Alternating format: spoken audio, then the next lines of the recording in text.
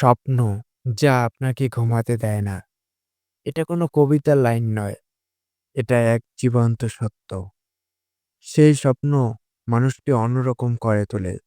যে স্বপ্ন রাতের বিছানায় শুলে শান্তি দেয় না। ঘুমিয়ে পড়লে মনে করিয়ে দেয়, এখনো তুমি সেই জায়গায় পৌঁছাওনি। সবাই ঘুমিয়ে পড়ে ক্লান্ত, নিশ্চিন্ত, নিশ্চুপ। কিন্তু তুমি একা জেগে থাকো।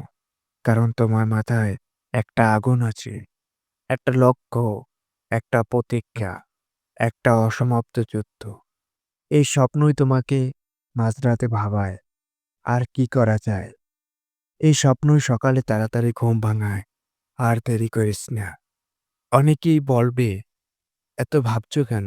এত পরিশ্রম করছো কেন? একটু আরাম করো। তাদের বুঝিয়ে বলা যায় না, কারণ তারা তোমার স্বপ্নটি দেখেনি। তারা জানে না একটা স্বপ্ন কতটা গভীর হতে পারে, কতটা যন্ত্রণাদায়ক, আবার কতটা শক্তিদাতা। হয়তো এখনো কেউ বিশ্বাস করে না তোমার উপর। হয়তো এখনো কেউ তোমার কাজের দাম দেয় না। কিন্তু যখন তুমি সফল হবে, তখন তারাই বলবে, আমরা জানতাম তুই পারবি। তাই থেমে যেও না। রাত জেগে কাজগুলো করো। কাঁদো, ভেঙে পড়ো, আবার উঠে দাঁড়াও। এই পথ কঠিন, কিন্তু এর শেষটা সুন্দর।